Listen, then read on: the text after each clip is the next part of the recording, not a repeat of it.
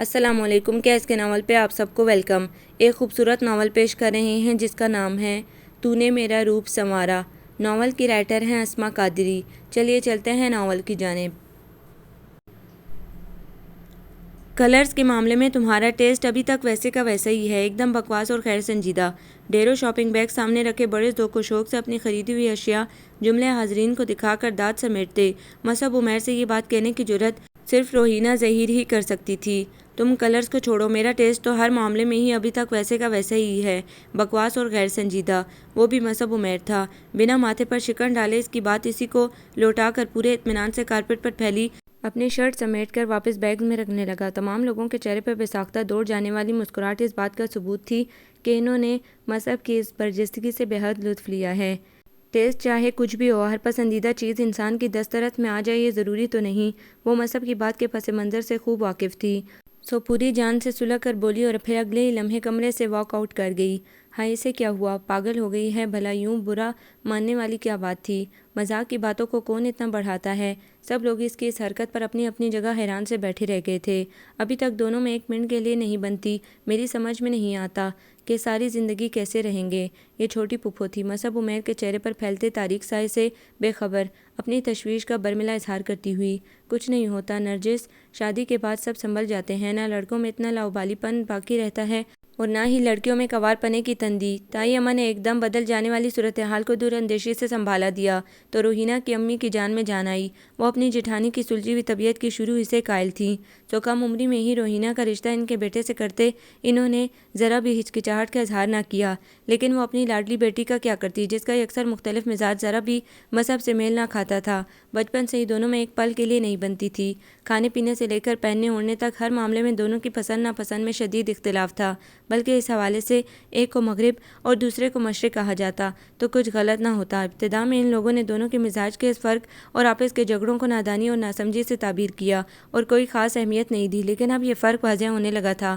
خصوصاً روحینہ کی امی اس سلسلے میں کافی تشویش کا شکار تھی۔ اتنے سال بیٹی کو مصعب کے نام پر بٹھا رکھا تھا، اپنے اور غیروں سب کو خبر تھی کہ روحینہ مصعب کی منگیتر ہے۔ اب اگر خدا نخواستہ یہ رشتہ قائم نہ رہتا تو وہ کس طرح لوگوں کا سامنا کرتی اور انہیں بتاتی کہ ہر طرح سے لائق اور خاندان ہی کے لڑکے سے رشتہ ٹوٹنے کے پیچھے آخر کون سی وجہ تھی، جبکہ انہیں ابھی روحینہ کے بعد 2 بیٹیاں اور بھی نپٹانی تھیں۔ ارے میری پیاری چچی کن فکروں میں ڈوبی ہیں؟ ابھی تو مجھے آپ کو وہ قصہ بھی سنانا ہے جب نہایت حسین گوری چٹی میم نے آپ کے اس پیارے بھتیجے کے عشق میں ڈوب کر کینیڈین شہزادے کا رشتہ ٹھکرا دیا تھا۔ ان کے گلے میں باہیں ڈال کر وہ بڑے لاڈ سے بولا، لیکن کینیڈا میں شہزادے کب ہوتے ہیں؟ مصعب بھائی آپ ہمیں بیوقوف بنانے کی کوشش مت کریں۔ شبینہ نے اس کی بات پر احتجاج کیا۔ کینیڈا میں 4 سال گزار کر کون واپس آیا ہے؟ آپ اس کے ڈپٹ کر پوچھنے پر وہ مری مری آواز میں بولی، تو پھر وہاں کے بارے میں میری معلومات زیادہ قابل بھروسہ ہیں یا تمہاری؟ لے کر خواہ مخواہ اپنی بڑی بہن کی طرح بیچ میں ٹانگ اڑا کر بات کا مزہ کرکرا کر دیا۔ ہاں تو پیاری چچی قصہ کچھ ایسا ہے کہ جب میں پہلے ہی دن ایئرپورٹ سے باہر نکلا تو سامنے کھڑی وہ حسین و جمیل دوشیزہ مجھے دیکھ کر گمسم ہو گئی اور لگی ٹکٹکی باندھ کر مجھے دیکھنے۔ میں شرم و حیا کا پیکر مشرقی لڑکا اس کی اس دیدہ دلیری پر اپنی جگہ لاج کھا کر رہ گیا۔ ان کمبخت ماریوں میں تو لاج نام کی چیز ہوتی نہیں، مجبوراً مجھے ہی شرمانا پڑا۔ وہ مزے لے لے کر ایک ناوقوع پذیر ہونے والا واقعے کو نمک مرچ لگا کر سنا رہا تھا اور کمرے میں گونجتے کہہ کے اس بات کی گواہ تھے کہ کچھ دیر پہلے چھا جانے والی ٹینشن کا اب وہاں کوئی نام و نشان نہیں۔ روحینہ میرے کمرے میں آؤ تم۔ اپنے کمرے کی طرف بڑھتی روحینہ کو امی نے جس لہجے میں حکم دیا وہ ان کی مزاج کی برہمی بھانپنے کے لیے بہت کافی تھا۔ جی امی بس ابھی 2 منٹ میں کپڑے چینج کر کے آتی ہوں، دھیمی آواز میں جواب دے کر وہ اپنے کمرے میں گھس گئی۔ آج آپی کی خیریت نہیں؟ امی کا موڈ سخت آف ہے، پتہ نہیں اب تک کس طرح برداشت سے کام لے رہی تھی۔ یہ سب سے چھوٹی تہمینہ تھی جس کا کہا جملہ کمرے میں داخل ہوتی ہی اس کے کانوں میں پڑا۔ موڈ آف ہونے والی بات تو خیر آپی نے کی تھی، وہ تو مصعب بھائی ہی اتنے ہنسمکھ اور سلجھو ہیں کہ بڑی سے بڑی بات بھی مذاق میں ٹال دیتے ہیں۔ شبینہ کا جوابی تبصرہ اسے پوری جان سے سلجھا گیا۔ مصعب کی شخصیت کا یہی رخ تو تھا جو اسے کبھی بھی پسند نہ رہا تھا۔ 4 سال پہلے جب وہ کینیڈا جا رہا تھا تو اس نے سوچا تھا کہ شاید ماحول کی تبدیلی مصعب عمیر کے مزاج میں بھی تبدیلی لے آئے، لیکن اب جب کہ وہ واپس آ چکا تھا اور پہلے سے زیادہ شوق اور غیر سنجیدہ دکھائی دے رہا تھا تو اس سے اس کا یہ روپ قطعی برداشت نہیں ہو رہا تھا۔ وہ اپنے جیون ساتھی کو ایک سنجیدہ اور بردبار شخصیت کے طور پر دیکھنے کی خواہش مند تھی، لیکن اس معاملے میں مصعب عمیر نے اسے پوری طرح مایوس کیا تھا۔ زندگی کے معاملات ہنسی مذاق میں ٹال کر طے نہیں کیے جاتے۔ اس کا دل چاہا کہ شبینہ کو جواب دے دے لیکن پھر ایک لمبی بحث چھڑ جانے کا اندیشہ تھا اور دوسری طرف وہ امی سے صرف 2 منٹ کا کہہ کر آئی تھی۔ سو خاموشی سے الماری سے کپڑے نکال کر واش روم کی طرف بڑھ گئی۔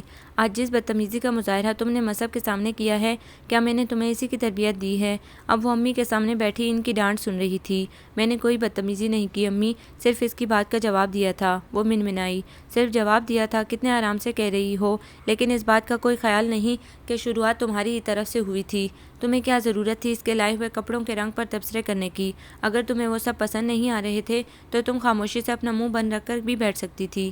وہ شدید غصے میں اسے مسلسل ڈانٹے جا رہی تھی اور جواباً وہ بے بسی سے ہونٹوں کو دانتوں کی مدد سے کچلنے کے سوا کچھ نہیں کر سکتی تھی۔ اب وہ انہیں یہ تو بتانے سے رہی تھی کہ اسے مصب عمیر کے کپڑوں کے رنگ سے زیادہ اس کی آنکھوں کے بدلتے رنگوں پر اعتراض تھا، جو اس کی طرف دیکھتے نہ جانے کتنے رنگوں میں ڈھل جاتے تھے۔ میں یہ سب تمہارے بھلے ہی کے لیے کہہ رہی ہوں۔ لڑکیوں کا اس قدر منہ پھٹ ہونا کوئی پسند نہیں کرتا۔ آج جس بات کو ہنسی مذاق میں ٹال دیا گیا، کل کو وہی مسئلہ بھی کھڑا کر سکتی ہے۔ لڑکی ہونے کے ناطے تمہیں یوں بھی احتیاط سے کام لینا چاہیے، اور تم ہو کہ اپنے سسرال میں اپنے ہونے والے شوہر کے ساتھ ہی اس قدر بدتمیزی کا مظاہرہ کر رہی تھی۔ اس کی خاموشی کو محسوس کر کے وہ قدرے نرم پڑی۔ یہ سسرال کہاں سے آ گیا بیچ میں؟ میں کسی سسرال وسرال کو نہیں مانتی۔ وہ میرے تایا اور تائی اماں کا گھر ہے اور بس۔ وہ ایک دم ہی تنتنا کر بولی۔ اور بس؟ امی کو حیرت کا شدید جھٹکا لگا۔ اور وہ جو 6 سال پہلے تمہاری تائی امی نے تمہارے ہاتھ میں مصب کے نام کی انگوٹھی ڈالی تھی، وہ کچھ نہیں۔ وہ جو تم اتنے عرصے سے عید بقر عید کے جوڑے اور ڈھیروں تحفے اپنے تایا تائی سے وصول کر رہی ہو، وہ کس رشتے کے حوالے سے؟ تو اس سے کیا ہوتا ہے؟ کیا وہ لوگ اپنی بھتیجی کو یہ سب نہیں دے سکتے؟ اس نے ڈٹھائی کا مظاہرہ کرنا چاہا۔ بھتیجیوں بانجیوں کو جس طرح دیا لیا جاتا ہے، اس میں اور ہونے والی بہو کو دینے دلانے میں جو زمین آسمان کا فرق ہوتا ہے، وہ تم اتنی ننھی نہیں ہو کہ سمجھ نہ سکو۔ اور یہاں سمجھنے سمجھانے کا کوئی مسئلہ ہی نہیں۔ سینکڑوں لوگوں کی موجودگی میں انہوں نے تمہیں اپنی بہو نامزد کیا تھا اور ہم نے، تمہارے ماں باپ نے، اس رشتے کی منظوری دی تھی۔ اب تم کون ہوتی ہو اتنے سال بعد اس رشتے کی اہمیت کو سمجھنے سے انکار کرنے والی؟ ان کا کسی قدر مدھم پڑ جانے والا غصہ پہلے سے بھی زیادہ شدت سے اٹھ کر آیا تھا۔ آپ نے اتنی کم عمری میں میری زندگی کا فیصلہ کر دیا۔ آپ لوگ اتنی عجلت سے کام لینے کے بجائے ذرا رک کر فیصلہ کرتے، کم از کم میرے میچور ہونے کا ہی انتظار کر لیتے تو میں جب کی طرح شرما حضوری میں خاموش رہنے کے بجائے آج اپنی رائے دینے کے قابل تو ہوتی۔ امی کے غصے کے باوجود اسے لگا کہ اگر اب بھی اس نے کچھ نہ کہا تو زندگی بھر کچھ نہ کہہ سکے گی۔ اچھا تو اب دے دو تم اپنی رائے۔ کیا کمی ہے مصب میں جو تم اسے رد کر رہی ہو؟ پڑھا لکھا نہیں، خاندان میں تم سے کم تر ہے، شکل صورت معمولی ہے، روپے پیسے کی کمی ہے، یا خدا نخواستہ کسی برے فعل میں ملوث ہے؟ میرا مزاج اس سے میل نہیں کھاتا۔ وہ نہایت غیر سنجیدہ انسان ہے اور تم نہایت سنجیدہ مزاج ہو جو ایسے بچکانہ خیالات کا اظہار کر رہی ہو۔ ارے اگر چراغ لے کر بھی نکلو گی تو مصب جیسا لڑکا نہیں ملے گا تمہیں۔ رہی مزاج ملنے کی بات تو وہ کبھی تمہارا ہم سے بھی نہیں ملا، تو کیا اس بات کے پیچھے تم ہمیں بھی چھوڑ جاؤ گی؟ امی مکمل طور پر جلال میں آ چکی تھی۔ آپ میری بات سمجھنے کی کوشش تو کریں امی، مجھے کچھ سمجھنے کی ضرورت نہیں۔ ضرورت صرف اس بات کی ہے کہ میں تمہارے ابو سے کہوں کہ کل سے وہ تمہارے تایا تائی کو بلائیں اور کوئی قریب کی تاریخ دے کر ان سے تمہاری رخصتی کی بات کریں، ورنہ تم تو شاید ہمارے سر پر خاک ڈال کر رہو گی۔ انہی باتوں سے ڈر کر لوگ بیٹی کے پیدا ہونے پر گھبراتے ہیں۔ امی غصے میں اتنی سخت بات کہہ گئی تھی کہ اب اس کے پاس احتجاج کی کوئی گنجائش ہی نہیں رہی تھی۔ عمیر کاظمی اور ظہیر کاظمی سگے بھائی ہونے کے باوجود ایک دوسرے سے یکسر مختلف تھے۔ ظہیر چھوٹے ہونے کے باوجود نہایت سنجیدہ اور پڑھاکو تھے تو عمیر حد درجے شوخ مزاج اور کتابوں سے بھاگنے والے۔ مزاج کا فرق عملی زندگی میں بھی سامنے آیا۔ ظہیر پڑھ لکھ کر لیکچرشپ کی طرف چلے گئے اور عمیر نے قسمت کی مہربانی سے اپنے چھوٹے پیمانے سے شروع کیے جانے والے بزنس میں اتنی ترقی کی کہ چند برسوں میں کہیں سے کہیں جا پہنچے۔ البتہ اولاد کے معاملے میں دونوں بھائیوں کی زندگی میں ایک خانہ خالی تھا۔ ظہیر اولاد نرینہ کی خوشی سے محروم تھے تو عمیر کے گھر اللہ کی رحمت نے اپنی جھلک نہ دکھائی تھی۔ بظاہر دکھائی دیتے ان اختلافات کے باوجود دونوں بھائیوں کے دل باہم ایک تھے۔ جہاں لوگ ظہیر کاظمی کی محدود آمدنی اور 3 بیٹیوں کے بوجھ پر افسوس کرتے، وہیں عمیر اپنے چھوٹے بھائی کی قابلیت اور لیاقت کے حد درجے دلدادہ تھے۔ انہوں نے کبھی بھی ظہیر کی بیٹیوں کو اپنے اکلوتے بیٹے سے کم نہ سمجھا تھا، خصوصاً روحینہ تو انہیں بہت ہی عزیز تھی، بالکل ظہیر ہی کی طرح سنجیدہ اور پڑھاکو۔ شاید یہی وجہ تھی کہ انہوں نے روحینہ کے میٹرک کرنے سے قبل ہی اسے مصب کے لیے مانگ لیا تھا۔ ان کی چھوٹی بہن نرجس، جو نہ جانے کب سے اپنی بیٹی کے لیے مصب کے خواب دیکھ رہی تھی اور بھائی سے اپنی بات منوانے کے لیے کسی خاص موقع کی منتظر تھی، یکدم طے پا جانے والے اس رشتے پر بوکھلا کر رہ گئیں۔ اب اس سلسلے میں ان کی واحد امید روحینہ اور مصعب کے مزاجوں میں پایا جانے والا فرق تھا، جسے وہ اکثر اس قدر بڑھا چڑھا کر پیش کرتی کہ روحینہ کو اپنا اور مصعب کا ساتھ نبھانا واقعی بے حد مشکل محسوس ہوتا۔ منگنی کے وقت تو اس نے امی ابو نے فیصلے پر ساتھ کرتے ہوئے آرام سے مصعب کے نام کی انگوٹھی پہن لی تھی۔ یوں بھی اتنی سی عمر میں وہ اس رشتے اور اس سے منسلک نزاکتوں کو سمجھنے سے قاصر تھی، لیکن بعد کے عرصے میں اسے اپنے اور مصعب کے درمیان کا فرق اتنی بار دکھایا گیا کہ وہ اپنی سوچوں کو الجھنے سے روک نہ سکی۔ بچپن کے وہ سارے قصے جو اس کی یادداشت سے محو ہو چکے تھے، اس عرصے میں اتنی بار دہرائے گئے تھے کہ اسے ازبر ہو گئے تھے۔ تمہیں یاد ہے روحی، ایک بار تمہاری سالگرہ پر مصعب نے تمہیں بڑے خوبصورت سے گفٹ پیپر میں پیک کر کے ایک ڈبہ دیا تھا، اور جب تم نے وہ گفٹ کھولا تھا تو اس میں سے ڈھیر سارے لال بیگ نکل کر پوری ڈائننگ ٹیبل پر پھیل گئے تھے۔ پھوپھو ہنستے ہنستے اسے یاد دلاتی اور اس کا حلق اندر تک کڑوا ہو جاتا۔ مصعب کی اس حرکت کی وجہ سے اس روز اسے اپنی دوستوں کے سامنے بڑی سبکی اٹھانی پڑی تھی۔ پیکٹ میں سے نکلنے والے لال بیگ نے بڑی افراتفری مچائی تھی۔ کیک کٹنے کے انتظار میں ٹیبل کے گرد کھڑی اس کی سہیلیاں دل دوست چیخیں مارتی ادھر ادھر بھاگ رہی تھی۔ بیچاری سونیا تو اس بری طرح ڈر کر بھاگی کہ سامنے رکھی کرسی کو بھی نہ دیکھ پائی، اور اس سے ٹکرا کر اس بری طرح گری کہ اس کی کونیاں اور گھٹنے چھل گئے، جبکہ لال بیگ نے اس دوران آزادانہ مٹر گشت کرتے ہوئے کیک سمیت تمام لوازمات پر اپنی فتح کے جھنڈے گاڑ دیے تھے۔ اگرچہ امی نے اسی وقت اس کی دوستوں کی خاطر مدارت کے لیے ہر چیز بیکری سے دوبارہ منگوا کر دی تھی، لیکن اپنی سالگرہ کے اس چھوٹے سے فنکشن کے خراب ہو جانے کا کلک دنوں اس کے دل سے نہ نکل سکا تھا۔ وہ گھنٹوں اس گھڑی کو کوستی رہی تھی جب اس نے فون پر باتیں کرتے ہوئے یوں ہی مصعب کو اپنی سالگرہ اور دوستوں کی آمد سے باخبر کیا تھا، اور وہ اتنا بڑا مفت خورا تھا کہ بغیر دعوت ملے صرف خبر سن کر ہی اگلی صبح تایا کے ساتھ ان کے گھر آ دھمکا۔ روحینہ نے مصعب کی اس حرکت پر رو رو کر تایا ابا سے شکایت کی تھی، اور وہ واقعی اتنے غصے میں آ گئے تھے کہ اگر سحیر انہیں روک نہ لیتے تو یقیناً ان کا ہاتھ اس پر اٹھ جاتا۔ میں نے تو صرف اس کے ساتھ مذاق کیا تھا ڈیڈی، مجھے کیا پتا تھا کہ یہ کیک کاٹنے سے پہلے ہی ندیدوں کی طرح گفٹ کھولنے بیٹھ جائے گی اور اتنا زیادہ نقصان ہو جائے گا۔ سارا الزام اس کے سر ڈالتے ہوئے اس نے اتنے آرام سے اپنی غلطی کی وضاحت کی تھی کہ روحینہ واقعی اپنی جگہ شرمسار ہو کر رہ گئی تھی۔ اگر وہ اس قدر جلد بازی کا مظاہرہ نہ کرتی تو یقیناً مصعب کا مذاق اتنی سنگین صورت اختیار نہ کرتا۔ غلطی چاہے جس کی بھی تھی، اب تم دونوں جھگڑا ختم کرو اور آپس میں ہاتھ ملاؤ۔ ظہیر کاظمی کے حکم دینے پر روحینہ کو نہ چاہتے ہوئے بھی مصعب کی طرف دوستی کا ہاتھ بڑھانا پڑا تھا، لیکن اس دوستی میں پائیداری کبھی بھی پیدا نہ ہو سکی تھی۔ سبب ہمیشہ مصعب کی شرارتیں ہوتی تھیں۔ کبھی وہ روحینہ کے اسکول بیگ میں ربر کی چپکلی رکھ دیتا تو کبھی اس کی نوٹ بک گھر کے ایسے حصے میں چھپا دیتا جہاں تک روحینہ کے خیال کی پہنچ بھی نہ ہوتی۔ اپنے گھر میں مصعب کی آمد کے ساتھ ہی وہ بے حد الرٹ ہو جاتی تھی، کیونکہ اسے معلوم تھا کہ وہ کوئی نہ کوئی ایسی حرکت ضرور کرے گا جس سے اسے پریشانی اٹھانی پڑے، لیکن ہر بار ہی وہ اسے جل دے جاتا تھا۔ مصعب کی شرارتوں کا دائرہ صرف اسی تک محدود نہیں تھا، بلکہ اکثر شبینہ اور تیمینہ بھی اس کا نشانہ بنتی رہتی تھیں، لیکن وہ دونوں روحینہ کی طرح شور مچانے یا رونے دھونے کے بجائے مصعب کے ساتھ ایسی ہی کوئی شرارت کر کے اپنا بدلہ لے لیا کرتی تھی۔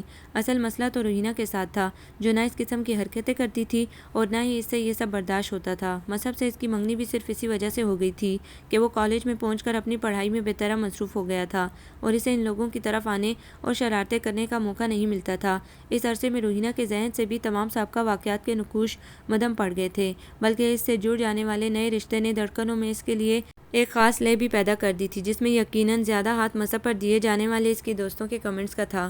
چارمنگ، ڈیشنگ، ونڈرفل، ہینڈسم کون سی اصطلاح تھی جو ان لوگوں نے اس کی تعریف میں بلا دریغ استعمال نہ کی ہو؟ اور پھر مصعب کا تعلیمی ریکارڈ اور مالی حیثیت بھی ایسی غیر متاثر کن خوبیاں نہ تھی جن سے کوئی مرعوب ہوئے بغیر رہ جاتا۔ پھر وہ تو کچی عمر کی لڑکی تھی، اس کے حوالے سے خوبصورت خواب دیکھنے سے خود کو کیسے باز رکھ پاتی؟ لیکن اس کے ان خوابوں کو مصعب نے بہت بری طرح توڑا تھا۔ منگنی کے بعد جو 2 سال کا عرصہ مصعب عمیر نے پاکستان میں گزارا، وہ روحینہ ظہیر کے لیے بڑا صبر آزما ثابت ہوا۔ منگیتر ہونے کے حوالے سے کوئی خصوصی توجہ اور اہمیت دینا تو ایک طرف رہا، وہ اس کا مذاق اڑانے کا کوئی موقع ہاتھ سے جانے نہ دیتا۔ کبھی اس سے روحینہ کی چٹیا چپکلی کی دم سے مشابہ نظر آتی تو کبھی اس سے اس کی خوبصورت آنکھوں پر بینس کے دیدوں کا گمان گزرتا۔ اس کے ہلکے اور مدھم رنگوں والے ملبوسات پر وہ اسے بوڑھی روح کا خطاب دیتا تھا۔ غرض اس کی کسی چیز کی تعریف کرنا تو دور کی بات، وہ تو شاید اس کی کسی چیز کو پسند ہی نہیں کرتا تھا۔ روحینہ کے اس خیال کو نرجس پھپھو کی سبو نے ہمیشہ تقویت دی تھی۔ روحی، یہ مصعب بھائی ہمیشہ تمہارے اوپر اتنے برے برے ریمارکس پاس کرتے ہیں، کہیں ایسا تو نہیں کہ بڑے ماموں نے زبردستی ان سے تمہارا رشتہ طے کر دیا ہو اور وہ دل سے اس رشتے پر راضی ہی نہ ہوں؟ سبوہی لہجے میں بھرپور تشویش سمیٹ کر اسے کہتی، اور وہ صدقے دل سے ایمان لے آتی۔ بھلا اور کیا وجہ ہو سکتی تھی؟ مصعب کے اس رویے کے پیچھے خاندان کی دوسری لڑکیوں کے بارے میں تو وہ کبھی ایسی بات نہیں کرتا تھا، اس میں کوئی پریشانی کی بات نہیں ہے۔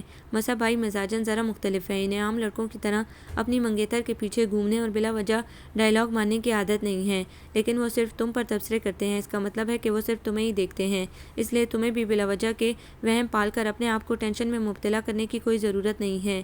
سونیا اس کے اندیشوں کو کسی خاطر میں نہ لاتے ہوئے اسے سمجھاتی تو اسے اس کی بات درست محسوس ہونے لگتی۔ یوں ہی امید و بیم کے درمیان ڈولتے اس کی منگنی کے 2 سال مکمل ہوئے تھے۔ روہینہ بیٹا آج شام کو تیار رہنا، مصعب تمہیں اپنے ساتھ ڈنر پر لے جانا چاہتا ہے۔ امی کی بات سن کر بائیولوجی کا چیپٹر رٹتی روہینہ کے ہاتھ سے کتاب چھوٹتے چھوٹتے بچی۔ جی امی، کیا کہا آپ نے؟ میں نے صحیح سے سنا نہیں۔ بیٹا 1 ہفتے بعد مصعب کینیڈا جا رہا ہے، جانے سے پہلے وہ تمہیں ایک بار اپنے ساتھ ڈنر پر لے جانا چاہتا ہے۔ ایک تو پہلی بار اس نے ایسی کوئی بات کی ہے، اور دوسرے وہ اتنی دور جا رہا ہے کہ شاید کئی سال تک واپسی ممکن نہ ہو، اس لیے میں اس کی فرمائش رد نہ کر سکی۔ اس کی ہونک شکل کو دیکھتے امی نے ذرا وضاحت سے اپنی بات سمجھائی۔ جی امی، ٹھیک ہے، میں شام میں 7 بجے تک تیار ہو جاؤں گی۔ امی کو یقین دہانی کرواتے خود اس کے اپنے دل کی کیفیت عجیب ہو رہی تھی۔ کیا وہ جاتے جاتے منگنی کی انگوٹھی مجھے واپس کر کے زبردستی کے اس بندھن سے نجات چاہتا ہے؟ دل میں اٹھتے اس اندیشے نے جہاں بے چین کیا تھا وہیں امید کی ایک کرن بھی چمکی تھی۔ ہو سکتا ہے وہ مجھے اس رشتے کی خوبصورتی کا احساس دلانا چاہتا ہو، جاتے سمے اپنی محبت کا اعتراف اور ہمیشہ خود کو میرا پابند رکھنے کا عہد کرنا چاہتا ہو۔ اسی ادھیڑ بن میں اس کا سارا دن گزر گیا۔ الماری سے ایک ایک کپڑا نکال کر اس نے اپنے بیڈ پر ڈھیر کر دیا تھا، لیکن اس سے کوئی فیصلہ نہیں ہو پا رہا تھا۔ شبینہ کا خیال تھا کہ اسے اپنا بلو جارجٹ کا سوٹ، جس پر سفید موتیوں کی خوبصورت بیل لگی ہے، پہننا چاہیے، کیونکہ بلو کلر مصعب کا فیوریٹ کلر ہے۔ خود اسے ذاتی طور پر اپنا یہ سوٹ اتنا خاص پسند نہیں تھا، اس لیے وہ کشمکش کا شکار تھی۔ ارے یہ کپڑوں کا ڈھیر کیوں لگا رکھا ہے؟ کیا الماری کی سیٹنگ کر رہی ہو؟ وہ بھی ایگزامز کے دنوں میں؟ کپڑوں کے ڈھیر کے پاس پریشان بیٹھی روہینہ کو سبوئی کی آواز نے چونکایا۔ آؤ یار سبوئی، تم ہی کچھ مشورہ دو، میرا دماغ تو اس وقت بالکل کچھ کام نہیں کر رہا، وہ بیزاری سے کہتے ہوئے کپڑے ایک طرف ہٹانے لگی تاکہ اس کے بیٹھنے کے لیے گنجائش نکل سکے۔ ویسے تو میں اس وقت تم سے نوٹس لینے آئی تھی، لیکن تم درخواست کرتی ہو تو تمہیں مشورے سے بھی نواز دوں گی، لیکن یہ تو بتاؤ کہ تمہیں مشورہ چاہیے کس سلسلے میں؟ وہ روہینہ کے برابر میں بیٹھتے ہوئے بولی۔ وہ یار، بات دراصل یہ ہے کہ مصعب آج رات مجھے ڈنر پر لے جا رہا ہے، تو میری سمجھ میں ہی نہیں آ رہا کہ میں کیا پہنوں۔ شبینہ کا خیال ہے کہ مجھے اس کی پسند کا کلر پہننا چاہیے، لیکن میں کچھ مطمئن نہیں ہو پا رہی۔ اب تم بتاؤ کہ میں کیا کروں؟ کچھ جھجکتے ہوئے اس نے اپنا مسئلہ بیان کیا۔ تمہیں کیا ضرورت ہے ابھی سے اس کی پسند ناپسند کو اپنانے کی؟ وہ کون سا کبھی تمہاری کسی بات کا خیال کرتا ہے جو تم اس کا خیال کرو؟ اول تو تمہیں اس کے ساتھ ڈنر پر جانے سے ہی انکار کر دینا چاہیے تھا۔ سبوئی بجائے کوئی مشورہ دینے کے اس سے ڈپٹنے لگی۔ مجھ سے کسی نے پوچھا ہی کب جو میں انکار کرتی؟ اس نے تو ڈائریکٹ امی سے اجازت لی ہے۔ اب امی کی اجازت کے بعد میرے انکار کرنے کا تو کوئی جواز ہی نہیں بنتا نا۔ وہ گھبرا کر وضاحت دینے لگی۔ چلو خیر، امی کے حکم پر اس کے ساتھ ڈنر پر جانا تمہاری مجبوری صحیح، لیکن اور معاملات میں تو امی دخل نہیں دیں گی۔ ویسے بھی مجھے پورا یقین ہے کہ اس نے جان بوجھ کر تمہیں تنگ کرنے کے لیے ڈنر کا پروگرام رکھا ہے۔ اسے معلوم ہے کہ 2 دن بعد تمہارا پیپر ہونے والا ہے، اور وہ نہیں چاہتا ہوگا کہ تم صحیح طرح سے اپنی پڑھائی کر سکو۔ یاد نہیں، بچپن سے اس کی عادت رہی ہے تمہارے ایگزامز کے دنوں میں الٹے سیدھے پروگرام رکھ کر تمہیں ڈسٹرب کرنے کی۔ روہینہ کو یاد آ رہا تھا کہ وہ کیسے این ایگزامز کے دنوں میں گھر پہنچ کر شبینہ اور تہمینہ کے ساتھ الٹے سیدھے کھیل تماشے کرتا تھا، اور خود اسے بھی زبردستی اسٹڈی ٹیبل سے اٹھا کر اپنے ساتھ شامل ہونے پر مجبور کر دیتا تھا۔ اب تمہیں کرنا یہ ہے کہ کوئی بھی ایسا ڈریس پہنو جو اس سے سخت ناپسند ہو، اور اس کے ساتھ گھر سے جاتے وقت ہی ایسا رویہ رکھنا کہ وہ تمہیں جلد از جلد واپس چھوڑ جائے اور تمہارا کم سے کم وقت ضائع ہو۔ سبوئی مسلسل اس کی برین واشنگ کر رہی تھی۔ روہینہ کو اس کا ہر مشورہ دل و جان سے قبول تھا۔ دبتے ہوئے بالکل سادہ براؤن سوٹ پر لائٹ براؤن لپسٹک لگائے، بالوں کو سختی سے چوٹی کی شکل میں باندھے، ہر قسم کی جویلری سے مبرا، وہ ہارن کی آواز پر گھر سے نکل کر مصعب کی گاڑی کی طرف بڑھی تو اس کی شکل کے بگڑتے زاویوں نے اسے اچھی طرح احساس دلایا کہ وہ اپنے مقصد میں کامیاب رہی ہے، اور مصعب اس کی تیاری سے سخت بدمزہ ہوا ہے۔ خیال تو یہ تھا کہ تمہیں ڈنر سے پہلے کسی خوبصورت سی جگہ پر لے کر جاؤں گا، پھر تمہارے ساتھ ڈنر اور لانگ ڈرائیو ہوگی، لیکن اس وقت تم مجھے اتنی زہر لگ رہی ہو کہ میں نے اپنے پروگرام میں فوری طور پر ایک ترمیم کر لی ہے، اور اب میں تمہیں اپنے ساتھ لے جانے کے بجائے ایک دوسری جگہ چھوڑ رہا ہوں۔ اس کی گاڑی میں بیٹھتے اس نے بغیر کسی لاگ لپٹ کے کہتے ہوئے گاڑی آگے بڑھا دی تھی۔ روہینہ کو اپنی پلاننگ کے دوسرے حصے پر عمل کرنے کا موقع ہی نہیں مل سکا تھا۔ اس کی اس بات پر الجھ کر ہکا بکا بیٹھی رہ گئی۔ اگلے 5 منٹ میں وہ اسے قریبی واقعہ ایک پارلر کے سامنے اتار چکا تھا۔ آپ ان کا حلیہ درست کریں، میں ابھی 25-30 منٹ میں ڈریس اور دیگر چیزیں آپ تک پہنچاتا ہوں۔ ریسیپشن پر بیٹھی لڑکی سے کہہ کر وہ اتنی تیزی سے وہاں سے پلٹا کہ وہ اس کی اس حرکت پر احتجاج بھی نہ کر سکی۔ جی بتائیے آپ کو کس طرح کے سروسز چاہیے، دلہن میک اپ کروانا ہے یا پارٹی میک اپ؟ ریسیپشنسٹ کے الفاظ بظاہر عام سے تھے، لیکن اس کا لہجہ بتا رہا تھا کہ وہ سچویشن کو اپنی مرضی کا رخ دیتے ہوئے اس کی طرف سے کچھ مشکوک ہو چکی ہے۔ روہینہ کا دل چاہا کہ وہ وہیں سے واپس لوٹ جائے، لیکن ایک تو اس کا ہینڈ بیگ مصعب کی گاڑی میں رہ گیا تھا، دوسرے وہ تنہا گھر واپس جا کر امی کے سوالوں کا سامنا کرنے کی ہمت نہ رکھتی تھی۔ لہٰذا بہت سوچ سمجھ کر اس نے اپنا ہیئر سٹائل چینج کروانے کا فیصلہ کیا۔ بیوٹیشین کے اس کے بال سیٹ کرنے تک مصعب واپس آ چکا تھا۔ ہینگر میں لٹکے بلو کلر کے سوٹ کو دیکھ کر اس کا دل چاہا کہ دھاڑیں مار مار کر روئے، لیکن وائے مجبوری، وہ اس جگہ خود کو تماشا نہیں بنا سکتی تھی، سو خاموشی سے کپڑے چینج کرنے ڈریسنگ روم کی طرف بڑھ گئی۔ سوٹ کی خوبصورتی اور نفاست جہاں اس کے کسی مہنگے بوتیک سے خریدے جانے کی گواہ تھی، وہیں اس کی بالکل درست فٹنگ مصعب کے اس کے بارے میں صحیح اندازے کا واضح ثبوت بھی۔ آئیے میم، میں جلدی سے آپ کا میک اپ کر دوں، آپ کے ہسبینڈ کہہ رہے ہیں کہ انہیں کہیں ڈنر پر آپ کو لے کر فوراً پہنچنا ہے۔ اس کے ڈریسنگ روم سے نکلتے ہی وہی لڑکی جس نے اس کا ہیئر سٹائل سیٹ کیا تھا فوری طور پر اس کی طرف متوجہ ہوئی۔ یقیناً یہ مصعب کی سحر انگیز شخصیت کا کمال تھا کہ وہ لوگ پہلے سے موجود کسٹمرز کو چھوڑ کر اس کی طرف متوجہ تھے۔ ویسے آپ بڑی لکی خاتون ہیں جو آپ کے شوہر اتنے صبر و تحمل والے ہیں۔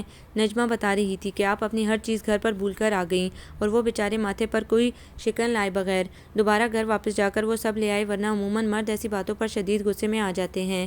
نجمہ یقیناً ریسیپشن پر موجود لڑکی کا نام تھا جسے مصعب نے یہ ساری کہانی گھڑ کر سنائی تھی، اور اس نے بھی فوری طور پر یہ سب کچھ اندر اپنی ساتھیوں تک پہنچا دیا تھا۔ ویسے سچ بتاؤں، ابھی تھوڑی دیر پہلے ویٹنگ روم میں آپ کے ہسبینڈ کی جھلک دیکھی تھی، آپ تو ان کے سامنے بالکل یوں ہی سے لگ رہی تھی، لیکن اب ذرا سا حلیہ بدلنے سے بالکل ان کی ٹکر کی لگ رہی ہیں۔ آپ دونوں یقیناً ایک پرفیکٹ کپل ہیں۔ جتنی تیزی سے اس کے ہاتھ چل رہے تھے، اتنی ہی تیزی سے زبان بھی فراٹے بہ رہی تھی، اور روہینہ کی مجبوری یہ تھی کہ وہ اس سچویشن میں اس کی کہی کسی بات کی تردید بھی نہیں کر سکتی تھی، سو خاموشی سے بیٹھی صبر کے گون بھرتی رہی۔ ویسے لگتا ہے کہ آپ لوگوں کی ابھی نئی نئی شادی ہوئی ہے، کیونکہ آپ خاصی کم عمر لگ رہی ہیں، اور آپ کے شوہر بھی بہت فریش اور ینگ ہیں۔ پلیز زیادہ ڈارک میک اپ مت کیجیے گا، مجھے پسند نہیں۔ بیوٹیشین کی بات کا جواب دیے بغیر اس نے اسے ٹوکا۔ اس نے روہینہ کی ہدایت پر اس کا کافی لائٹ میک اپ کیا تھا، پھر بھی وہ یکسر تبدیل لگ رہی تھی۔ ویٹنگ روم میں انتظار کرتا مصعب اسے اپنے سامنے پا کر مبہوت رہ گیا تھا۔ اپنی مسز کو ہمارے پاس لاتے رہیے گا سر، یقیناً آپ ہمیشہ اسی طرح اچھا فیل کریں گے۔ اس کی محویت کو بام کر ریسیپشنسٹ نے شرارت سے کہا، تو وہ بے ساختہ ہنس پڑا۔ اگر تم گھر سے اس طرح تیار ہو کر نکلتی تو یقیناً ہمارا یہ 1.5 گھنٹہ ضائع ہونے سے بچ جاتا، لیکن تمہیں تو کچھ عقل ہی نہیں ہے پیاری مسز۔ گاڑی میں بیٹھ کر اس کو احساس دلاتے ہوئے وہ آخر میں کچھ شرارتی ہوا تھا۔ دل ہی دل میں پیچوتاب کھاتی روہینہ ڈیش بورڈ پر رکھا اپنا ہینڈ بیگ اٹھا کر اس میں سے کچھ پیپرز نکالنے لگی۔ ابھی سے اپنی ادھوری رہ جانے والی پلاننگ کو بھی تو مکمل کرنا تھا۔ کیا محبت نامہ لکھ کر لائی ہو میرے لیے؟ لیکن یار، جب میں ساتھ موجود ہوں تو اس تکلف کی کیا ضرورت ہے؟ جو کچھ کہنا ہے زبان سے ڈائریکٹ کہہ دو۔ نہ جانے آج وہ خلاف معمول اس قدر رومانٹک کیسے ہو رہا تھا۔ روہینہ کو اپنا دل پسلیاں توڑ کر باہر نکلتا محسوس ہوا، پھر بھی وہ پیپرز کھول کر خود کو پوری طرح اس میں غرق ظاہر کرنے لگی۔ کیا ہے یار، کیا بوریت پھیلا رکھی ہے؟ میں تمہیں لے کر نکلا تھا کہ تم سے کچھ باتیں کروں گا، اور تم ہو کہ نہ جانے کیا فضول چیز لے کر بیٹھ گئی ہو۔ وہ اس کی عدم توجہ پر جھنجھلا ہی گیا۔ کوئی فضول چیز نہیں، میرے بائیولوجی کے نوٹس ہیں، 2 دن بعد پیپر ہے میرا، میرے پاس وقت کی شدید کمی ہے۔ تم گاڑی چلاؤ، جب تک کسی ہوٹل تک پہنچیں گے میں اس میں سے کچھ پوائنٹس یاد کر لوں گی۔ پیپرز پر نظر جمائے وہ نہایت سنجیدگی سے بولی، لیکن مصعب عمیر کے تو دماغ کا فیوز ہی اڑ گیا۔ کیا مطلب ہے تمہارا؟ میں تمہارا شوفر ہوں جو خاموشی سے گاڑی چلا کر تمہیں کسی ہوٹل تک لے جاؤں اور تم ڈنر کر لو تو واپس تمہیں تمہارے گھر تک چھوڑ دوں؟ تو امی نے یہی کہا تھا کہ تم مجھے اپنے ساتھ ڈنر پر لے جانا چاہتے ہو۔ اب بیچ میں تم نے کیا کیا فضول پروگرام بنا رکھے تھے میرا وقت ضائع کرنے کے لیے، مجھے اس کی تو خبر نہیں تھی، ورنہ گھر پر ہی منع کر دیتی۔ اس کے ذہن میں مسلسل یہی تھا کہ مصعب جان بوجھ کر اس کا وقت ضائع کر رہا ہے، سو اپنے خیالات کا اظہار پورے اطمینان سے کر ڈالا۔ معاف کیجیے گا محترمہ، مجھے نہیں معلوم تھا کہ میں اس دنیا کی سب سے مصروف اور وقت کی قدردان خاتون کے معاملات میں مخل ہوا ہوں۔ جو وقت گزر گیا اسے تو واپس لانا ممکن نہیں، میں بس اتنا ہی کر سکتا ہوں کہ آپ کے وقت کو مزید ضائع ہونے سے بچا لوں۔ نہایت تلخی سے اسے جواب دیتے ہوئے اس نے گاڑی کا رخ واپسی کے راستے پر موڑ دیا تھا، اور پھر فل اسپیڈ میں گاڑی دوڑاتا وہ اسے چند منٹوں میں ہی واپس گھر کے گیٹ پر پہنچا چکا تھا۔ اترو، احمقوں کی طرح گمسم بیٹھی روہینہ سے اس نے سرد لہجے میں صرف ایک لفظ کہا اور وہ خائف ہو کر اگلے ہی پل نیچے اتر گئی، اور وہ زن سے گاڑی دوڑاتا سیکنڈوں میں اس کی نظروں سے اوجھل ہو گیا تھا۔ اور پھر وہ چلا گیا۔ امی ابو کے ساتھ شبینہ اور تہمینہ بھی اسے ایئرپورٹ تک چھوڑنے گئی تھی۔ ان لوگوں نے اس سے بھی ساتھ چلنے پر اصرار کیا تھا، لیکن وہ ایگزامز کی تیاری کا بہانہ کر کے انہیں ٹال گئی۔ اس دن مصعب کے غصے میں واپس لوٹنے پر وہ بہت گھبرائی تھی اور اسے لگا تھا کہ اس سے کچھ غلط ہو گیا ہے، لیکن پھر سبوی نے اس کی پریشانی کو یہ کہہ کر ختم کر دیا کہ ارے یہ لڑکے تو ہوتے ہی حد سے زیادہ انا پرست اور خود پسند ہیں۔ مصعب کے سارے غصے کی وجہ یہ تھی کہ تم نے اس کی اس قدر پلاننگ اور محنت کے باوجود اسے لفٹ نہیں کروائی۔ وہ تو یہی سمجھ رہا ہوگا نا کہ تم ذرا سے کپڑے اور جویلری دے کر اس کے قدموں میں گر جاؤ گی، لیکن شاباش ہے تم پر کہ تم نے اس کا سارا غرور خاک میں ملا دیا۔ سبوی نے اس کا شانہ تھپکتے ہوئے کہا، اب تمہیں کوئی ضرورت نہیں ہے اسے سی آف کرنے جانے کی، ورنہ وہ سمجھے گا کہ تمہیں اس کی ناراضی کی فکر ہے۔ سبوی کے مشورے پر اس نے پوری طرح عمل کیا تھا، یہ سوچے بغیر کہ اسے جانے سے روکنے والی سبوی خود جوش و خروش سے مصعب کو رخصت کرنے گئی تھی۔ مصعب کی جدائی کے 4 سال اس نے بڑی بے نیازی سے گزارے تھے۔ اپنی کتابوں کی دنیا میں مصروف وہ اپنے اور اس کے درمیان تعلق کو ایک طرح سے فراموش ہی کر بیٹھی تھی۔ حالانکہ یہ کوئی ایسی بھولنے والی بات نہیں تھی، خصوصاً ایسی صورت میں کہ تایا ابا اور تائی اماں ہر موقع پر اسے اس رشتے کا احساس دلانے تحفے تحائف کے ساتھ ان کے گھر آتے رہتے تھے۔ شاید اس کی بے نیازی کے پیچھے سبوی کا دلایا گیا یہ یقین تھا کہ مصعب بھی اکثر لوگوں کی طرح مغرب کی آزاد فضاؤں میں رچ بس جائے گا اور اسے اپنے اور روہینہ کے درمیان جوڑا رشتہ ہرگز بھی یاد نہیں رہے گا۔ اس کی روانگی کے بعد روہینہ ذہنی طور پر خود کو اس بات کے لیے تیار کر چکی تھی کہ اس کا اور مصعب کا رشتہ آئندہ آنے والے وقت میں کبھی بھی ٹوٹ سکتا ہے، چنانچہ وہ اپنے خیال کی پرواز مصعب عمیر تک جانے ہی نہیں دیتی تھی۔ اس نے فیصلہ کر رکھا تھا کہ اسے پڑھ لکھ کر ابو کا دستے بازو بننا ہے، یوں بھی اسے بھائی کی محرومی اور تایا ابا کے مقابلے میں اپنی نسبتاً کمزور معاشی حالت کا احساس اکثر ستاتا رہتا تھا۔ وہ اپنی تعلیم مکمل ہونے کے بعد ابو کی ذمہ داریوں میں ان کا ہاتھ بٹانے کی شدید خواہش مند تھی، لیکن ہمیشہ کی طرح ایک بار پھر اس کی زندگی کے معاملات کو الجھانے کے لیے وہ واپس آ گیا تھا۔ خلاف توقع اس کے ساتھ نہ تو کوئی میم تھی اور نہ ہی اس نے روہینہ سے اپنے رشتے پر کوئی اعتراض کیا تھا، البتہ اس کے پاس اپنے کینیڈا کے 4 سالہ قیام کے دوران پیش آنے والے واقعات کا ایک بہت بڑا اسٹاک تھا، اور ان کے واقعات میں لڑکی کا ذکر لازم و ملزوم تھا۔ وہ رمضان کے وسط میں وطن واپس آیا تھا۔ روہینہ کی بذات خود اس سے کوئی ملاقات نہیں ہوئی تھی، لیکن سبوی اسے ایک ایک بات تفصیل کے ساتھ پہنچاتی رہی تھی۔ شبینہ اور تہمینہ کے درمیان ہونے والی گفتگو میں سے بھی اکثر ایسے جملے اس کے کان میں پڑ جاتے تھے جن کا سرا کسی نہ کسی طرح سبوی کی فراہم کردہ معلومات سے جڑ جاتا تھا۔ اس ساری صورتحال نے مصعب کے لیے اس کی بیزاری میں بے حد اضافہ کر دیا تھا۔ وہ ہرگز بھی اس جیسی گفتگو کرنے والے شخص سے ملاقات کی خواہش نہ رکھتی تھی، لیکن جب عید کے تیسرے دن تایا ابا نے پھپھو اور ان لوگوں کی فیملی کو اپنے گھر دعوت پر بلایا تو اسے مجبوراً وہاں جانا پڑا۔ مصعب سے چاہے اسے کتنی ہی الجھن محسوس ہوتی ہو، وہ تایا ابا اور تائی اماں کی محبتوں کی دل سے قدردان تھی۔ امی کی خواہش پر دعوت والے روز وہ تائی اماں کی مدد کے خیال سے کافی جلدی ان کے گھر پہنچ گئی تھی، لیکن اس کا سارا دن نہایت خوف میں گزرا کیونکہ مصعب سارا وقت اسے ڈسٹرب کرتا رہا تھا۔ اس کے رویے سے لگ ہی نہیں رہا تھا کہ درمیان میں 4 سال کا عرصہ گزرا ہے، وہ بھی اس طرح کہ جانے سے پہلے وہ روہینہ سے ناراض ہو کر گیا تھا۔ روہینہ مجھے بہت بھوک لگ رہی ہے، پلیز چائے کے ساتھ 4 کباب تل دو۔ یہ میٹھا تم نے کیسا بنایا ہے؟ مہمانوں سے پہلے مجھے چکھوا دو ورنہ کہیں بعد میں سب کے سامنے سبکی اٹھانی پڑے۔ دیکھو سلاد رشے نہیں بنانا، سادہ سلاد مجھے پسند نہیں۔ اس کی طرف سے کوئی جواب نہ ملنے کے باوجود وہ وقفے وقفے سے کچن میں آ کر اس سے کچھ نہ کچھ کہتا رہا تھا۔ امی لگتا ہے آپ آج اپنے کچن کے لیے نئی باورچی اپوائنٹ کرنے کے لیے اس کا امتحان لے رہی ہیں، جبھی بیچاری سے ایک ہی دن میں اتنی ڈھیر ساری ڈشز بنوا لی ہیں۔ لیکن دیکھیے، کوئی حتمی فیصلہ کرنے سے پہلے میری رائے ضرور لے لیجیے گا، کیونکہ آخرکار بھگتنا تو مجھے ہی ساری زندگی ہوگا۔ اس کی اس بات نے روہینہ کو بری طرح تپایا تھا، لیکن وہ تائی اماں کی موجودگی کی وجہ سے مروتاً خاموش رہی تھی۔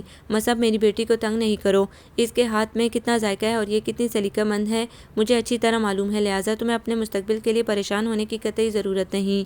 تائی اماں نے اس کی دلجوئی کے لیے مصعب کو سرزنش بھی ایسے الفاظ میں کی تھی کہ روہینہ کا موڈ مزید خراب ہو گیا تھا، اور اس رات مصعب کے ساتھ ہونے والی جھڑپ دراصل اسی خراب موڈ کا شاخسانہ تھا، لیکن اسے نہیں معلوم تھا کہ یہ معمولی سی جھڑپ امی کے لیے خطرے کا سگنل ثابت ہوگی اور وہ آنن فانن اسے مصعب کے ساتھ رخصت کرنے کا فیصلہ کر بیٹھیں گی۔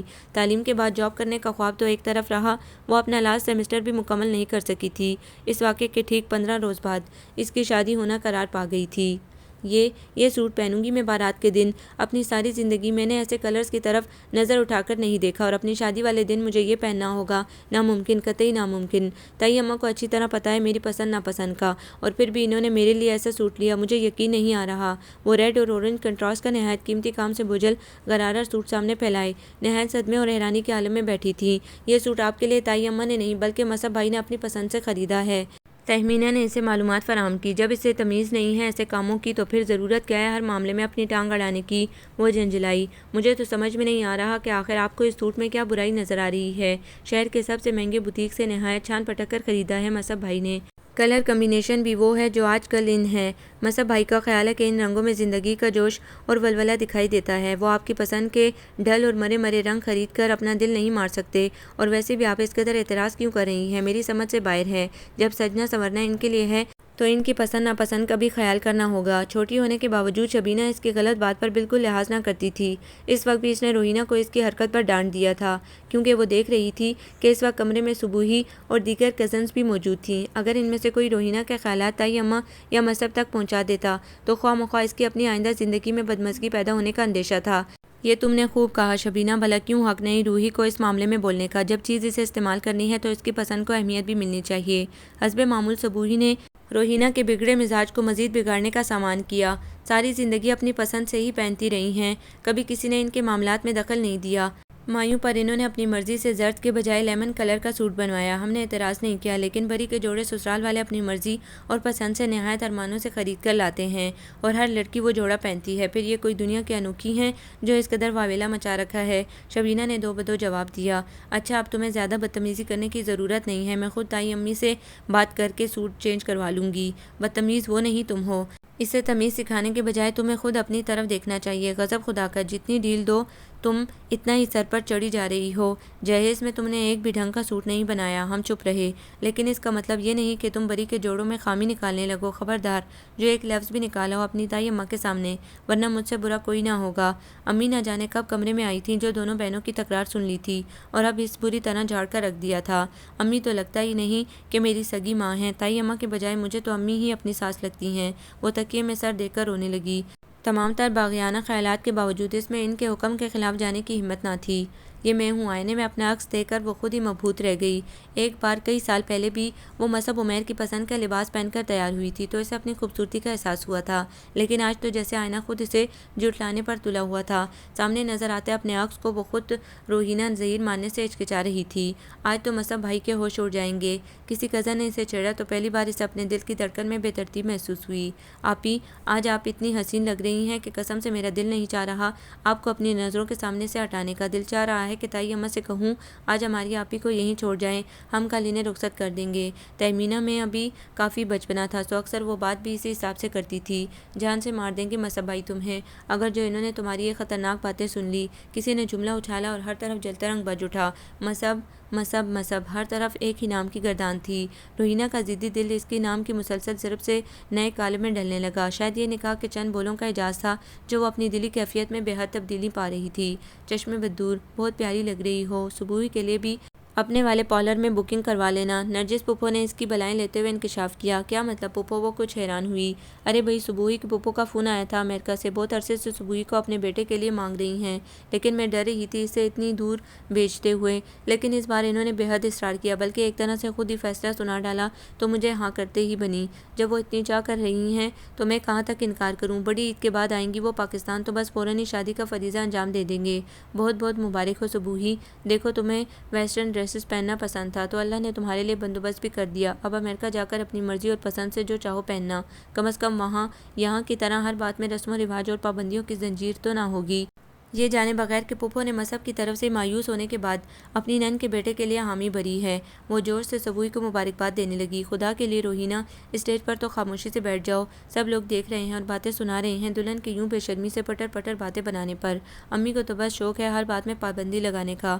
یوں ٹوکے جانے پر اس نے منہ بسور کر سوچا، لیکن جب رخصتی کے وقت امی نے اسے گلے لگایا تو وہ یکدم ہر گلہ بھول کر ان کے سینے سے لگ گئی، خود بھی خوب روئی اور انہیں بھی جی بھر کے رلایا۔ بس کرو بیٹی، تم کہیں اور تو نہیں جا رہی ہو؟ تمہارے تایا ابا کا گھر بھی تو تمہارا اپنا ہی ہے۔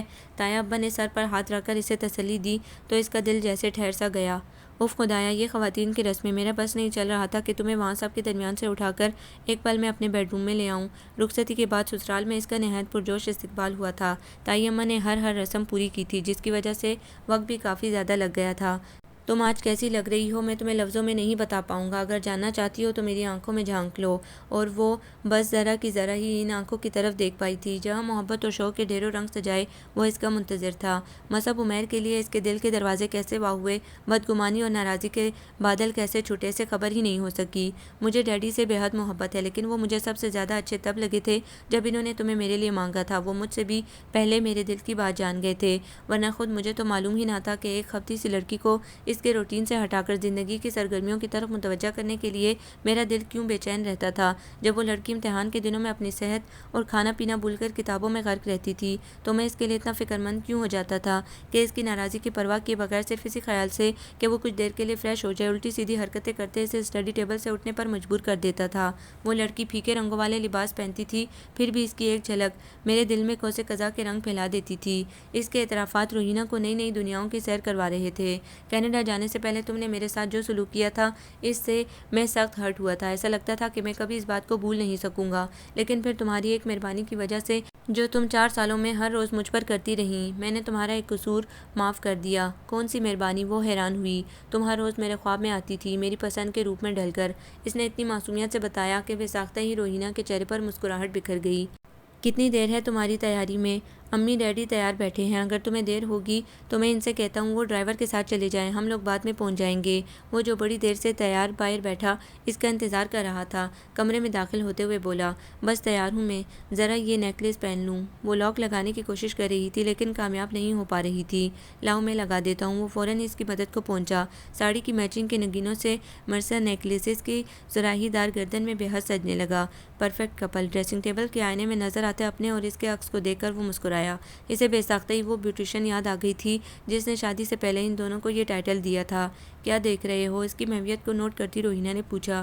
تم پہلے تو کبھی اتنے لشکارے نہیں مارتی تھی ڈیئر وائف، یہ آج کل اتنا چمکنے کیسے لگی ہو؟ وہ اس سے چھیڑ رہا تھا۔ اور تم ہر چمکتی چیز کو سونا سمجھتے ہو؟ نہیں، خیر میرے لیے تو یہ ریمارکس بالکل ہی غلط ہیں، کیونکہ میں نے تو وہاں سے ہیرا دریافت کیا ہے جہاں تک کسی کی نگاہ پہنچنا ممکن ہی نہیں تھا۔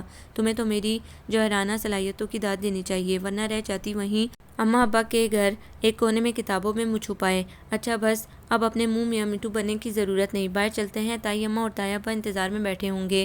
اس کی بات پر مزید کوئی جوابی حملہ کیے بغیر اس نے ٹوکا۔ وہ لوگ دیے ہوئے وقت سے واقعی لیٹ ہو چکے تھے۔ اوف آپی، آپ پر ساڑی تو بے حد سوٹ کر رہی ہے۔ تقریب چونکہ ان لوگوں کے مشترکہ رشتہ داروں کے ہاں ہو رہی تھی اسی لیے امی لوگ بھی وہاں موجود تھے۔ تہمینہ اور شبینہ حسب معمول اس کی تعریف کرنے لگیں۔ یوں بھی آج اس نے پہلی بار ساڑی پہنی تھی۔ صبوحی کہاں ہے شبینہ؟ آئی تو ہوگی پھپھو کے ساتھ۔ تھوڑی دیر امی کے ساتھ بیٹھنے کے بعد وہ صبوحی کے لیے بے چین ہونے لگی۔ تم نے دی آواز، لو ہم آ گئے۔ شوخی سے لہراتی صبوحی اگلے ہی پل اس کے سامنے تھی۔ بہت بے وفا ہو صبوحی، شادی میری ہوئی ہے اور بدل تم گئیں۔ یہ نہیں کہ اتنے دنوں میں ایک آدھ چکر لگا لیتی یا کم از کم فون ہی کر لیتی۔ وہ خفا ہونے لگی۔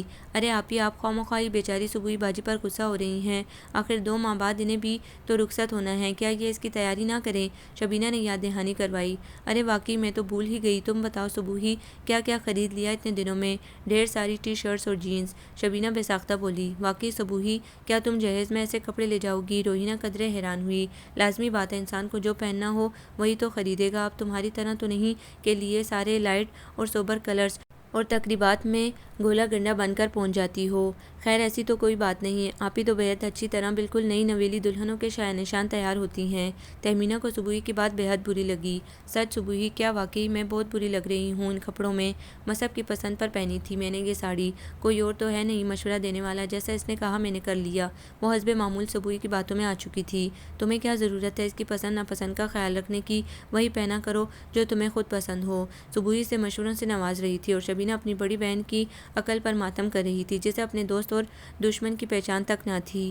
اٹھو نا مصعب، مجھے دیر ہو رہی ہے۔ بالوں میں جلدی جلدی برش چلاتے وہ اس سے بولی جو نہایت سستی سے بیڈ پر آنکھیں موندے لیٹا تھا۔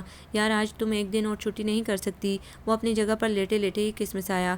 ہرگز نہیں، میرا لاسٹ سیمسٹر چل رہا ہے اور شادی کے بکھیڑے میں پہلے ہی اتنا زیادہ نقصان ہو چکا ہے کہ اب میں مزید ایک بھی چھٹی افورڈ نہیں کر سکتی۔ ویسے تم خود بھی سستی چھوڑ کر اٹھ کھڑے ہو، میں نے طیبہ سے کہہ دیا ہے کہ آج سے تم بھی آفس جوائن کر رہے ہو۔ اچھا تو تھوڑا لیٹ چلی جانا، میں 10 بجے تک آفس جاؤں گا تو تمہیں بھی ڈراپ کر دوں گا۔ ایک آدھ کلاس چھوٹ جانے سے کیا فرق پڑتا ہے؟ اچھا اگر تمہارا موڈ نہیں ہو رہا اٹھنے کا تو تم آرام کرو، میں پوائنٹ سے چلی جاؤں گی۔ وہ جانتی تھی کہ وہ صرف اور صرف اسے اپنے سامنے بٹھائے رکھنے کے لیے بہانے بازی سے کام لے رہا ہے، لہٰذا ایسی بات کہی کہ اسے اٹھتے ہی بنی۔ اچھا تائی اماں طیبہ ابا چلتی ہوں میں، اللہ حافظ۔ ڈائننگ ٹیبل پر ان دونوں کو بیٹھے دیکھ کر اس نے کہا، ارے بیٹی ناشتہ تو کر لیتی، صبح صبح خالی پیٹ گھر سے جا رہی ہو؟ وہی یونیورسٹی میں کینٹین سے لے کر کھا لوں گی۔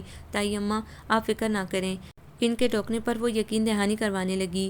امی آپ اسے اس کے حال پر چھوڑ دیں، اب اس پر پڑھائی کا بھوت سوار ہو چکا ہے اور اس بھوت کی موجودگی میں یہ محترمہ کسی بھی چیز کو گھاس ڈالنے والی نہیں۔ وہ قدرے خفگی سے بولتا اس کے ساتھ باہر کی طرف بڑھا۔ مصعب آج تم کچھ بھول نہیں گئے؟ یونیورسٹی گیٹ پر گاڑی سے اترنے سے قبل اس نے مصعب سے پوچھا۔ کیا؟ وہ انجان بنا، میری تعریف کرنا۔ آج تم نے میری تعریف نہیں کی، آج وہ اپنے جہیز کا کاٹن کا سوٹ پہنے ہوئی تھی۔ ہاں ٹھیک لگ رہی ہو، صرف ٹھیک۔ وہ مایوس ہوئی۔ یار تمہیں پتہ ہے میں جھوٹ نہیں بولتا۔ مصعب کے جواب نے اسے کچھ کہنے کے لائق نہیں چھوڑا تھا۔ وہ نہایت خاموشی سے گاڑی سے اتر کر گیٹ کی طرف بڑھ گئی۔ یونیورسٹی میں اس کا سارا دن بے دلی سے گزرا۔ وہ اس قدر اپسیٹ تھی کہ صبح ہی بھی اس کے موڈ کو محسوس کیے بغیر نہ رہ سکی۔ کیا بات ہے روہینہ، تم کافی چپ چپ لگ رہی ہو، کیا مصعب نے کچھ کہہ دیا ہے؟ اس کے پوچھنے کی دیر تھی، روہینہ نے اسے الف سے یہ تک سب بتا دیا۔ وہی میں تو یہی کہوں گی کہ اس میں مصعب سے زیادہ تمہارا اپنا قصور ہے۔ ان 10-15 دنوں میں ہی تم اس قدر اس کی پسند ناپسند کا خیال رکھنے لگی ہو کہ آج ذرا سا خلاف معمول ہونے پر اس کا مزاج بگڑ گیا۔ اگر تم پہلے دن سے ہی اپنی پسند کو ترجیح دیتی تو آج اس کی ہمت نہ ہوتی تمہیں یوں ڈیگریڈ کرنے کی۔ یار تمہیں نہیں پتہ کہ شادی کے بعد شوہر کے منہ سے اپنی تعریف سننا کتنا اچھا لگتا ہے۔ جب تمہاری شادی ہوگی تو تم خود ہی سمجھ جاؤ گی۔ صبوحی کے مورد الزام ٹھہرانے پر وہ بے بسی سے بولی۔ خیر میں کم از کم تمہاری طرح اتنی بیوقوف نہیں ہوں کہ دوسروں کی پسند ناپسند کو خود پر مسلط کرنے لگوں۔ صبوحی نے ناک چڑھا کر نخوت سے جواب دیا تھا۔ دیکھو مصعب، یہ سوٹ کیسا رہے گا شام میں پہننے کے لیے؟ آج ہی یونیورسٹی سے واپسی پر صبوحی کے ساتھ خرید کر لائی ہوں۔ تہمینہ کے پاس ہونے کی خوشی میں امی نے گھر پر ایک چھوٹا سا فنکشن رکھا تھا۔ بالکل بیکار، تم کوئی دوسرا سوٹ پہن لو۔ مصعب نے ایک ہی نظر میں اس سوٹ کو ریجیکٹ کر دیا۔ تم سے تو رائے لینا ہی بیکار ہے، تمہیں نہ تو کبھی میری کوئی چیز پسند آتی ہے اور نہ ہی کبھی توفیق ہوتی ہے کہ میری تعریف کرو۔ وہ پیر پٹک کر غصے سے وہاں سے جانے لگی، لیکن مصعب نے بازو پکڑ کر اسے روک لیا۔ کیا کہا تم نے؟ مجھے تمہاری کوئی چیز پسند نہیں آتی؟ ہاں تو کیا غلط کہا؟ کبھی پسندیدگی کا اظہار کیا ہے تم نے کسی چیز پر؟ اور میں تمہاری تعریف بھی نہیں کرتا۔ ہاں نہیں کرتے۔ مصعب کی انگلیاں اس کے بازو میں گھڑی جا رہی تھی۔ اور اب تم آئندہ مجھ سے کسی چیز کے بارے میں رائے بھی نہیں لوگی؟ ہرگز نہیں۔ جاؤ، جو تمہارا دل چاہے وہ کرو۔ اب اگر تم نے کبھی مجھ سے رائے لینے کی کوشش بھی کی تو تمہیں ناکامی ہوگی، تم ترس جاؤ گی میرے منہ سے اپنی تعریف سننے کو۔ اس کے بازو پر مصعب کی انگلیوں کی گرفت ڈھیلی ہو گئی تھی، لیکن لہجہ اتنا سخت تھا کہ وہ خود کئی لمحوں تک ساکت کھڑی رہ گئی۔ شادی کے محض 25 دن بعد ہی ایک چھوٹی سی بات کے پیچھے وہ اپنے درمیان ایک بڑی خلیج حائل کر چکے تھے۔ کھیر بہت مزے کی ہے بیٹا، سچ مزہ آ گیا، ورنہ تمہاری تائی اماں تو چاول اور دودھ کا ملغوبہ بنا کر سامنے رکھ دیتی تھی اور کہتی تھی کہ یہ کھیر ہے۔ ہم بھی مجبوری کا نام شکریہ سمجھ کر کھا لیتے تھے، لیکن کھیر کا اصل ذائقہ تو آج ہی معلوم ہوا ہے۔ تایا ابا اس کی تعریفوں کے ساتھ ساتھ تائی اماں کو چھیڑنے کا فریضہ بھی انجام دے رہے تھے۔ یہ تو سچ ہے کہ روحی بیٹی نے بہت مزے کی کھیر بنائی ہے، لیکن بھائی صاحب آپ بھابھی کے ساتھ زیادتی کر رہے ہیں۔ ان کے پکائے کھانوں کی دھوم تو سارے خاندان میں ہے۔ نرجس پھپھو جو آج اتفاقاً ہی صبوحی کے ساتھ وہاں پہنچ گئی تھی، چمچہ بھر کر کھیر منہ میں رکھتے ہوئے بولی، تمہارے بھائی صاحب کی تو شروع سے ہی یہی عادت رہی ہے نرجس، مجھے چھیڑنے کے لیے اکثر بلا وجہ بھی برائی کر دیتے ہیں، لیکن میں ان کے مزاج کو سمجھتی ہوں۔ ان کی پسند ناپسند جاننے کے لیے مجھے کبھی زبانی تعریف کی ضرورت نہیں پڑتی، میں چہرے کے تاثرات سے بھی ان کی مرضی جان لیتی ہوں۔ تائی اماں کے الفاظ پر تایا ابا کے ہونٹوں پر پھیلنے والی مسکراہٹ اس بات کی گواہ تھی کہ وہ بالکل صحیح کہہ رہی ہیں۔ مصعب اور لو کھیر۔ یکدم ہی اس کی نظر مصعب کے سامنے رکھی خالی پیالی پر پڑی تو اس نے قدرے فاصلے پر رکھا باؤل اس کی طرف بڑھایا۔ وہ تھوڑی سی کھیر اپنی پیالی میں ڈال کر خاموشی سے کھانے لگا۔ باقی افراد کی طرح اس نے کھیر کی تعریف نہیں کی تھی اور نہ ہی مزید کھیر کھانے کا ارادہ ظاہر کیا تھا، لیکن روہینہ نے خود ہی اس کی خواہش کا اندازہ کر لیا۔ واقعی تائی اماں ٹھیک کہتی ہیں، انسان چاہے تو سامنے والے کے تاثرات سے بھی اس کی پسند ناپسند جان سکتا ہے۔ اس نے بے ساختہ ہی سوچا، روحی تم مجھے بھی اپنی جیسی کھیر پکانا سکھا دینا۔ وہ کچن میں کھڑی چائے بنا رہی تھی کہ صبوحی نے اچانک ہی اس سے فرمائش کی، ارے لیکن تمہیں تو کوکنگ کا بالکل بھی شوق نہیں۔ وہ حیران ہوئی۔ احمد کہہ رہے تھے کہ انہیں ملازمین کے ہاتھ کا کھانا پسند نہیں، کھانا مجھے خود ہی بنانا ہوگا، اور کھیر کے بارے میں تو انہوں نے خاص طور پر بتایا تھا کہ ان کی پسندیدہ ڈش ہے، تو میں نے سوچا سیکھ لوں۔ یقیناً وہ فون پر اپنے منگیتر سے رابطے میں رہتی تھی۔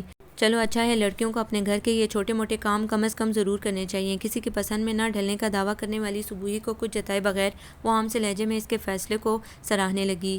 ہفتے کو صرف 2 کلاسز ہیں، ہم لوگ جلدی فارغ ہو جائیں گے، تم میرے ساتھ پاپوش چلی چلنا، مجھے کچھ کپڑے کام بننے کے لیے دینے ہیں۔ سب لوگوں کو چائے سرو کر کے وہ صبوحی کے ساتھ ٹیرس پر آ کر کھڑی ہوئی تو اس نے کہا، لیکن تم تو وہاں کے حساب سے ڈریسز خرید رہی تھی، پھر یہ اچانک کام والے سوٹ بنانے کا خیال کیسے آ گیا؟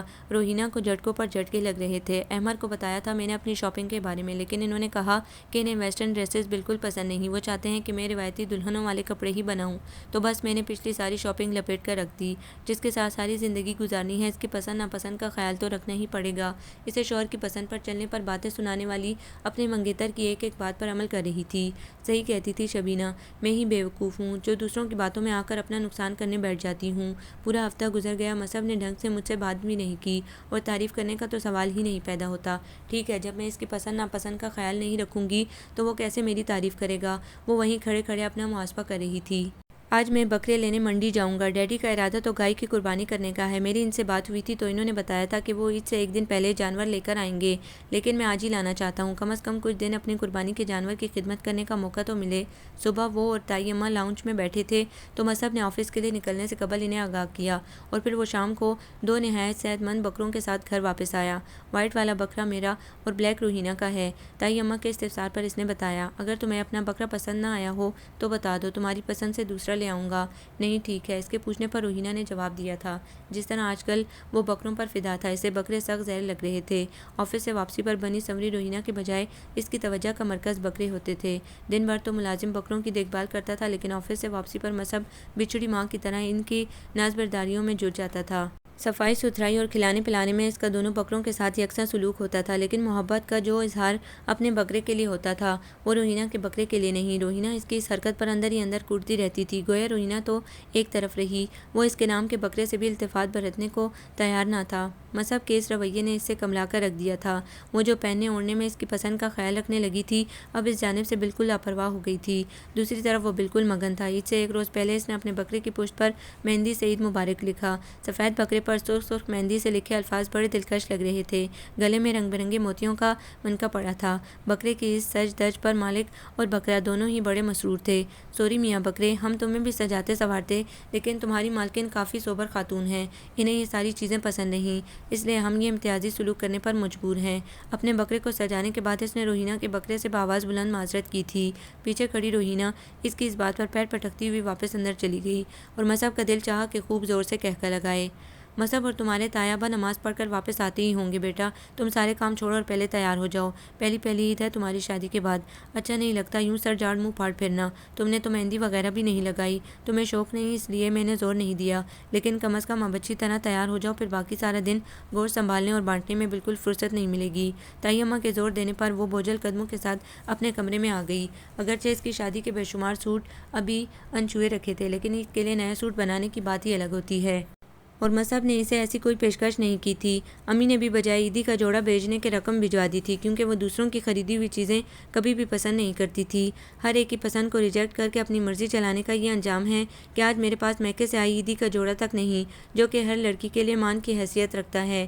وہ پچھتاووں میں گری بیٹھی تھی، آنسوؤں کے کئی قطرے آنکھ سے نکل کر رخساروں پر پھیل گئے تھے۔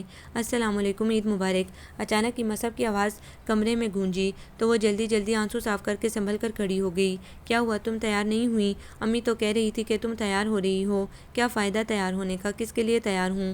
باوجود ضبط کے ایک بار پھر اس کی آنکھوں میں آنسو امڑ آئے۔ تم کس کے لیے تیار ہونا چاہتی ہو یہ تو تمہیں خود ہی معلوم ہوگا۔ تمہیں نہیں معلوم کہ میں کس کے لیے سنگھار کرنا چاہتی ہوں؟ ایک شادی شدہ عورت اپنے شوہر کے سوا کس کے لیے سجتی ہے؟